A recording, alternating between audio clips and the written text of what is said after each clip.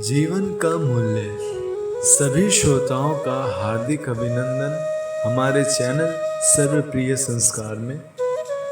आज आप जानने वाले हैं कि असल में जीवन का मूल्य क्या होता है, जिसे कभी किसी सदी में हमारे महात्मा बुद्ध ने अपने प्रिय शिष्य आनंद को बड़ी ही खूबसूरती के साथ समझाने का प्रयास किया था। तो आज वही किस्सा मैं आपको भी कहने जा रहा हूँ। किस्से की शुरुआत होती है आनंद के एक प्रश्न से, जो कि था, हे भगवान, जीवन का असली मूल्य क्या है? तब महात्मा बुद्ध आनंद जी को एक चमकीला पत्थर पकड़ा देते हैं और कहते हैं कि बाजार में जाओ और इसकी कीमत पता करके आओ। लेकिन ध्यान रहे, इसे किसी को भी बेचना नहीं। बुद्ध के कहने पर आनंद जी बाजार की ओर रवाना हो जाते हैं और वहां पहुंचकर सबसे पहले एक आम वाले के पास जा खड़े होते हैं और उससे पत्थर की कीमत पूछने लगते हैं। तो तब आम वाला थोड़ा सोच विचार करके कहता है कि मैं आपको इसके बदले 1 दर्जन आम दे सकता हूँ।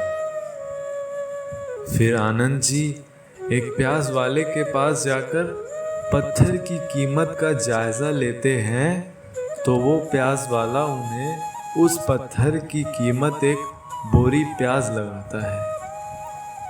इसके बाद वो एक सुनार के पास जाकर उस पत्थर की असल कीमत को ठीक पता लगाने की कोशिश करते हैं। तब वह सुनार उनको उस पत्थर के बदले 1 करोड़ अशर्फियाँ देने का आश्वासन देता है। आनंद जी के मना करने पर वह उनको 3 करोड़ अशर्फियाँ देने तक को भी तैयार हो जाता है, लेकिन आनंद जी वहाँ से चले जाते हैं। और फिर आखिर में आनंद जी गांव के सबसे नामी ग्रामी जौहरी के पास जाने का निर्णय करते हैं। और जैसे ही जौहरी उस बेशकीमती पत्थर से रूबरू होता है, सबसे पहले एक कपड़ा जमीन पर बिछाकर उस पर वो चमकीला पत्थर रख देता है और उसकी परिक्रमा करना शुरू कर देता है। फिर उस पत्थर को नमन कर आनंद जी से प्रश्न करता है कि कहाँ से लाए हैं आप यह बेशकीमती रूबी? सारे नगर को भी अगर बेच दिया जाए तो भी इस रूबी की कीमत नहीं लगाई जा सकती। आनंद जी बड़ी ही दुविधा के साथ गौतम बुद्ध के पास जाकर उनसे सभी घटनाओं की व्याख्या करते हैं। तब महात्मा बुद्ध उन्हें मुस्कुराते हुए कहते हैं कि हमारा जीवन भी इसी बेशकीमती रूबी के समान है, परंतु ध्यान रहे, सामने वाला व्यक्ति हमेशा अपनी हैसियत के मुताबिक और अपने बटोरे हुए ज्ञान के अनुसार ही हमारे इस अनूठे जीवन का मूल्यांकन करता है। लेकिन हम इतनी सी बात को समझ नहीं पाते हैं, और जब कभी कोई दूसरा हमारा मूल्य सही नहीं लगाता तो हम निराश हो जाते हैं।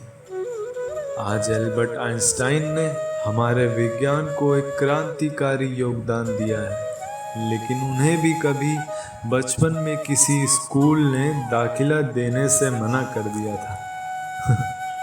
लेकिन उन्होंने इस घटना से अपने मूल्य पर कोई आंच नहीं आने दी। किसी महान लेखक ने लिखा है कि आपको मापने की कोशिश करने वाले हजारों मूर्ख हैं, लेकिन आपको उन मूर्खों में शामिल नहीं होना है। और यहाँ पर आपसे मैं विदा लेता हूँ। बस यूं ही बने रहिएगा हमारे चैनल सर्वप्रिय संस्कार के साथ। धन्यवाद।